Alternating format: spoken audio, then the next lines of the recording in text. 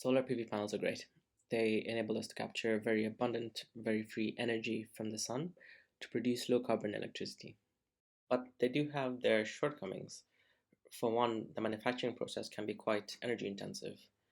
And then you have the issue of either poor sunlight or the sun going down at the end of the day.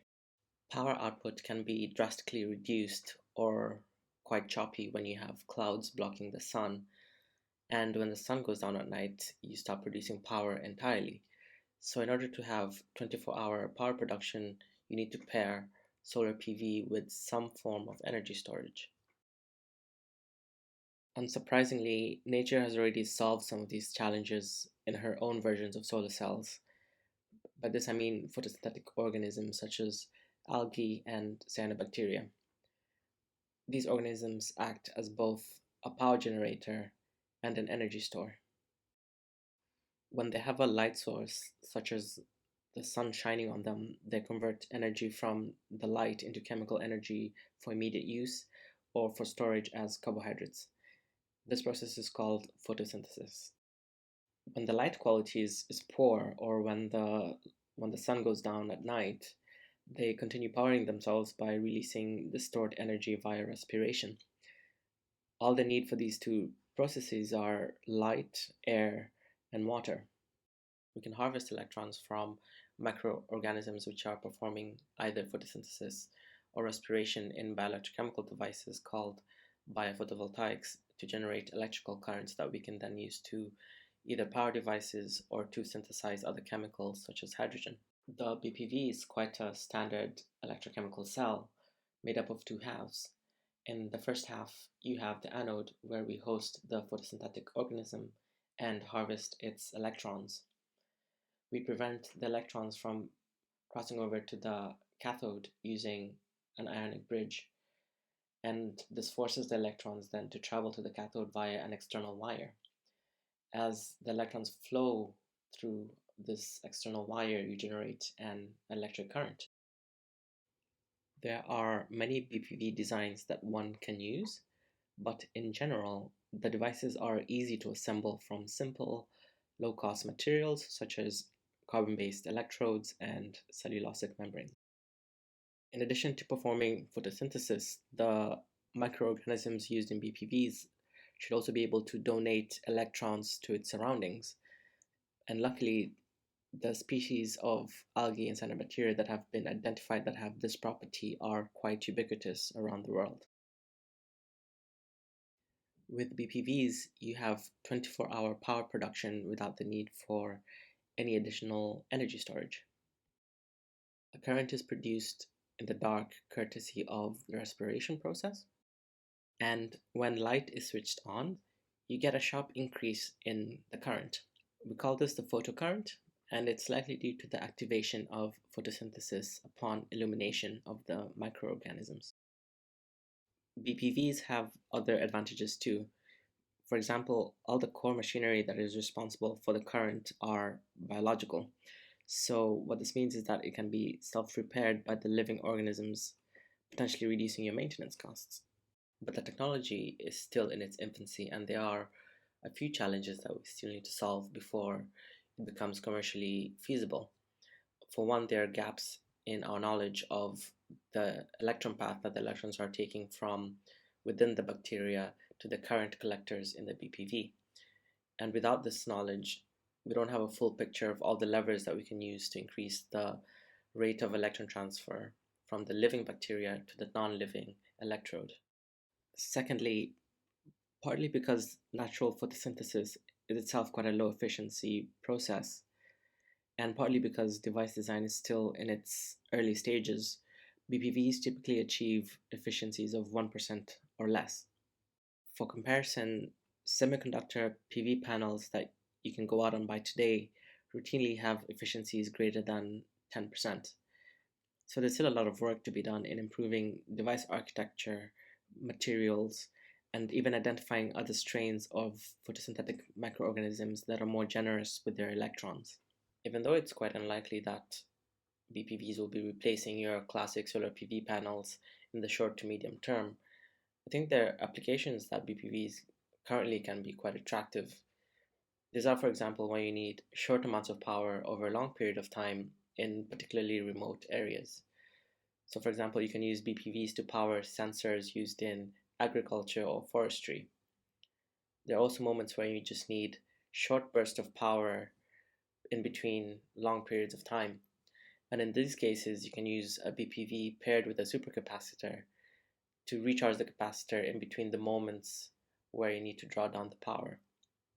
I think there's exciting times ahead for the technology, and I'm quite excited about it personally. And it's quite an interesting, almost literal take on green energy.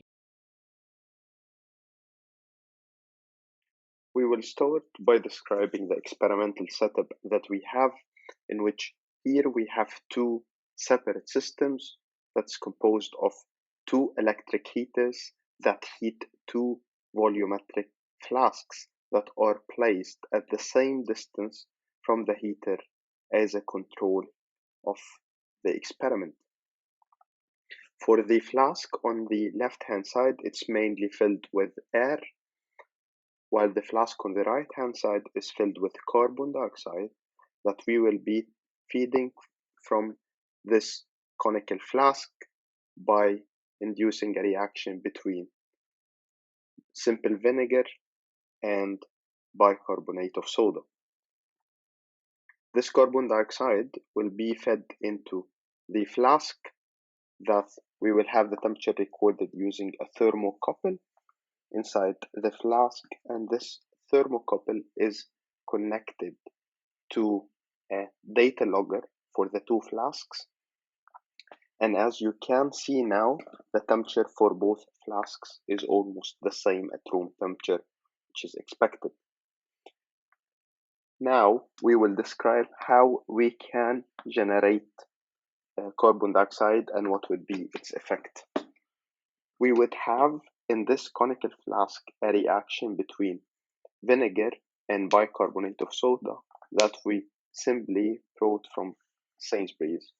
We will add a small amount of the vinegar to the conical flask first, and then afterwards we will add 1 spoon of the bicarbonate of soda to make the chemical reaction that would produce carbon dioxide that we need to conduct the experiment.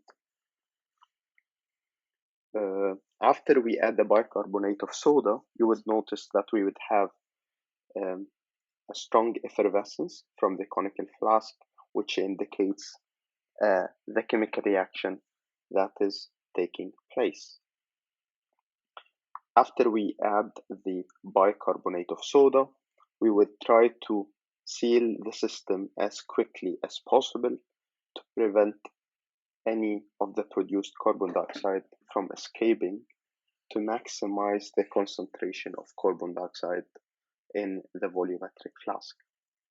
Now, since we are feeding carbon dioxide, we will start heating of the two electric heaters, where we will see that as the temperature rises in both flasks, we would have different temperature due to the presence of carbon dioxide and air.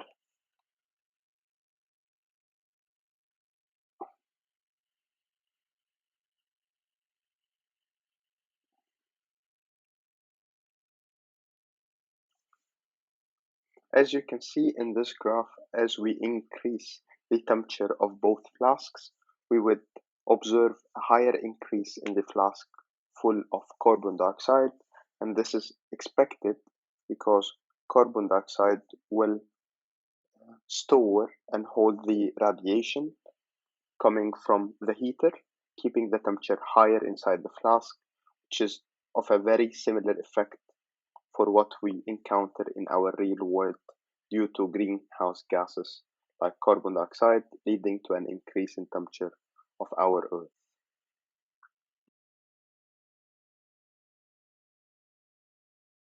We firstly start with the experimental setup that we have.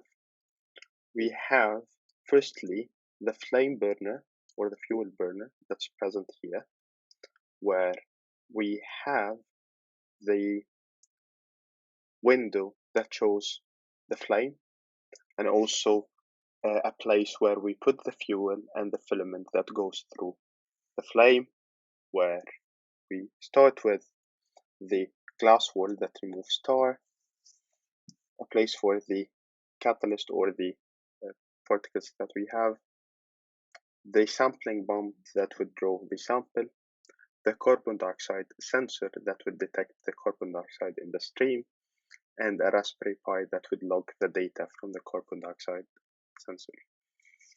We then start by setting our fuel burner.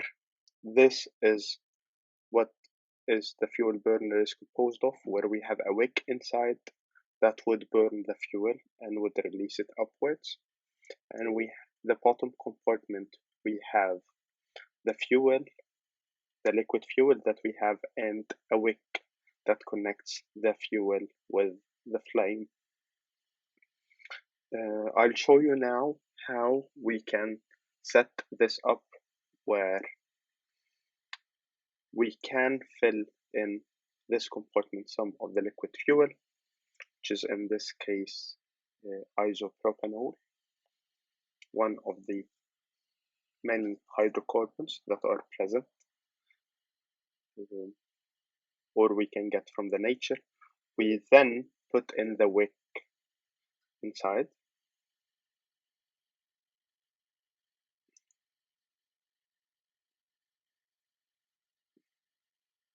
and afterwards we want to get this wick through the device, so we have a special tool that we can grab the wick with.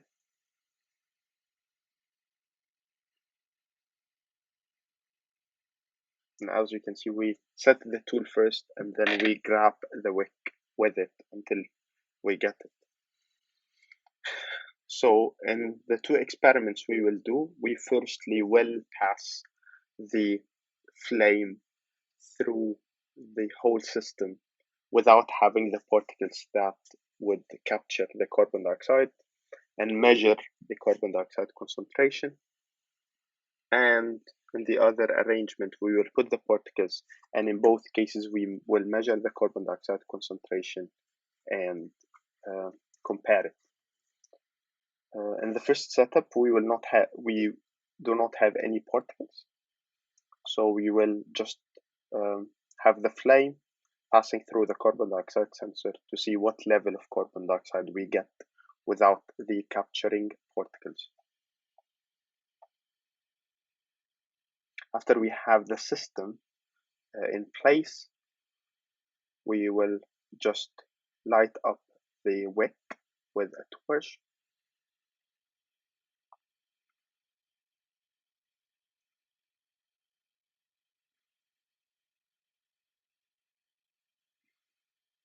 And we can see the flame inside now, where it would release carbon dioxide and other combustion products upstream and would be sensed by the carbon dioxide sensor.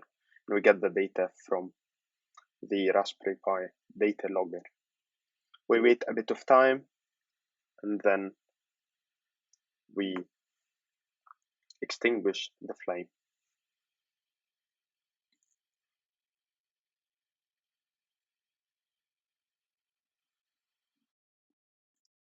As we can see in this graph, once we have the combustion in the system, we have a huge release of carbon dioxide. This concentration of carbon dioxide, which is shown in red, is very high and cannot be released to the environment in such concentration, or otherwise we would have the heating and thermal effect of the carbon dioxide, as we have already shown in the earlier experiment. So what we can do regarding this is we will be using particles in order to take away some of this carbon dioxide. So how we are capturing this carbon dioxide? In our system, as you can see, we have the carbon dioxide passing through the whole system, but we will fill in this bed or compartment with special particles or special material that can capture the released carbon dioxide from combustion. In our case, this material is calcium oxide. We can get this material from nature, and with only simple preparation, we can just have this material. Once we have the bed full of this material, once we will pass the carbon dioxide, a significant proportion of this released carbon dioxide from the combustion would be captured by such particles. In the case of these particles, you should be handling them with care because they are a bit dusty, and that's why I'm wearing a mask at the moment.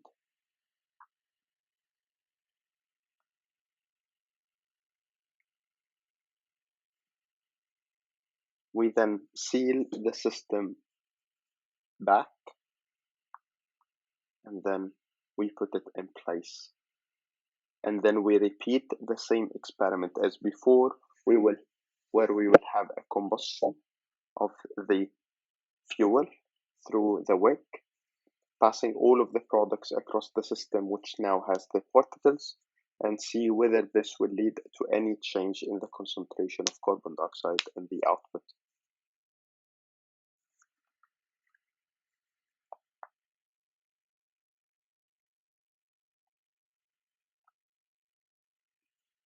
Now we will again light up the system with a torch.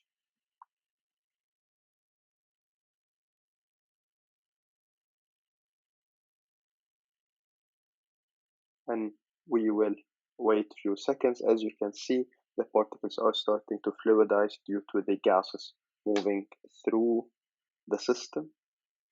We will wait a bit of time for the system to be in a steady state, and afterwards we extinguish the flame as we did before.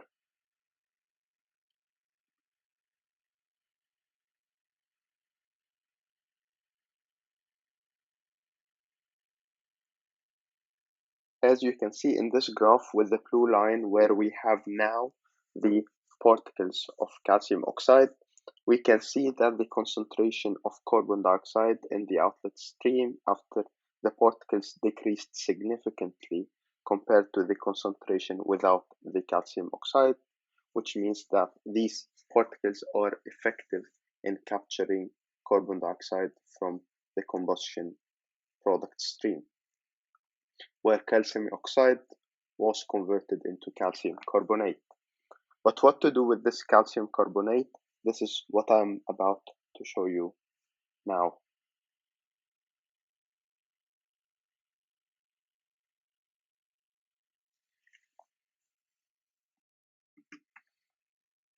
Now we have these particles after the reaction of calcium oxide with carbon dioxide to produce calcium carbonate. We can get them out from the bed, in which, in order to be able to reuse these, we have to retrieve them from the system, put them into a container, and then place them in a place with high temperature to have the release of carbon dioxide that we can then store separately, and the calcium oxide that's produced we can reuse again for capturing carbon dioxide.